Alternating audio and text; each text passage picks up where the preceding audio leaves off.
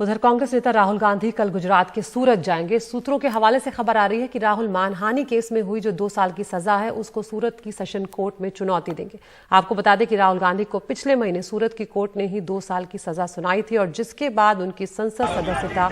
रद्द कर दी गई। इसको लेकर लगातार कांग्रेस देश के अलग अलग इलाकों में प्रदर्शन कर रही है, विरोध कर रही है और अपनी नाराजगी दर्ज कर रही है कि 2 साल की सजा देना सरासर गलत है। और हमारे साथ हमारे सहयोगी उमाशंकर सिंह जुड़ गए हैं। उमा, क्या कुछ जानकारी यहाँ पर मिल रही है, क्योंकि लगातार इस बात का इंतजार किया जा रहा था कि आखिर कब कांग्रेस पार्टी ये जो राहुल गांधी को सजा दी गई है उसको चुनौती देगी? जी बिल्कुल, देखिए तकरीबन 10 दिन के बाद राहुल गांधी की तरफ से ये फैसला किया गया है कि वो सूरत में मजिस्ट्रेट कोर्ट की तरफ से जो फैसला सुनाया गया उसके खिलाफ अपील करें और अपील के लिए सेशन कोर्ट को चुना गया है, जहां पर कल राहुल गांधी जाकर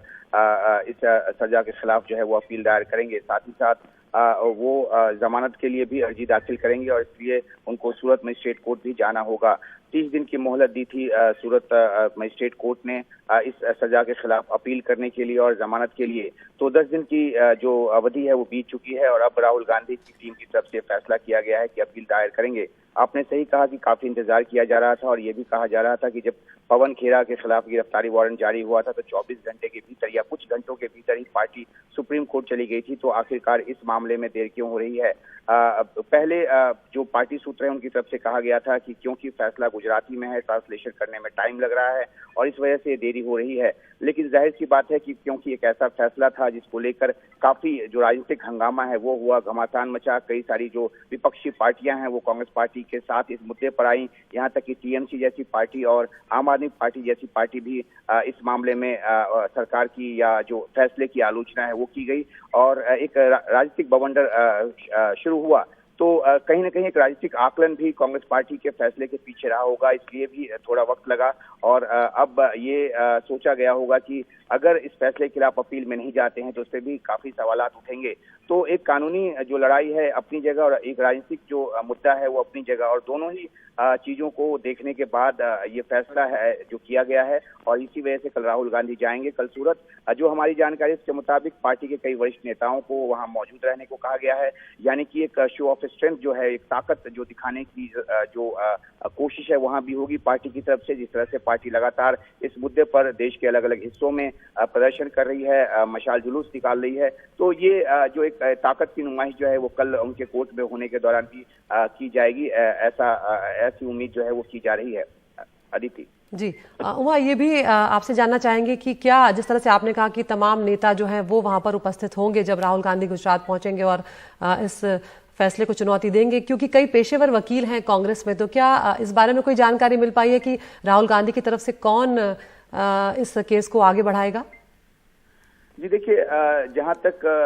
जानकारी की बात है, कोई वकील के नाम के तौर पे ऐसी जानकारी तो नहीं दी गई। हाँ, इतना जरूर है कि क्योंकि ये मामला निचली अदालत का है तो वहाँ स्थानीय वकील के जरिए ही इस मामले को आगे बढ़ाया जाएगा। हाँ, मामला जब उच्च कोर्ट में आता है, हाई कोर्ट में या फिर सुप्रीम कोर्ट में जब आता है तो जाहिर सी बात है कि जो बैटरी ऑफ लॉयर्स हैं कांग्रेस के पास उनका इस्तेमाल किया जाएगा। लेकिन अभी क्योंकि ये निचली अदालत का मामला है तो उम्मीद ये की जा रही है कि स्थानीय वकील के जरिए हाँ उनके पीछे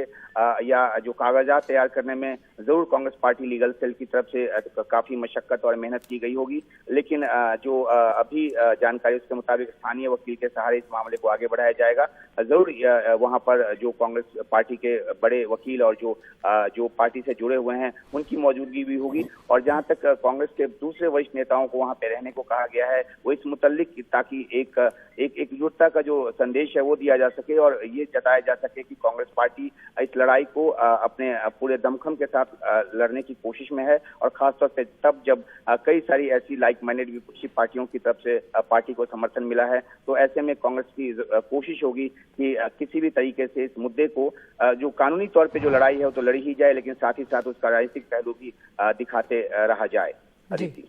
बहुत बहुत शुक्रिया उमा इस तमाम जानकारी के लिए। तो इस वक्त बड़ी खबर यही आ रही है कि राहुल गांधी अब कल गुजरात के सूरत पहुंच रहे हैं। सूत्रों के हवाले से ये खबर आ रही है कि जो मानहानि केस में राहुल गांधी को 2 साल की सजा सुनाई गई है, सूरत सेशन कोर्ट में वो उसे चुनौती देंगे और एक तरह से कांग्रेस की कोशिश ये होगी कि अपनी पार्टी की एकजुटता जो है वो भी वहां पर दिखाएं और शक्ति प्रदर्शन भी करें। तो तमाम जो बड़े नेता हैं उन्हें वहां पर सूरत में मौजूद रहने को कहा है और फिलहाल स्थानीय वकील जो है उनके ही जरिए इस केस को आगे बढ़ाया जाएगा।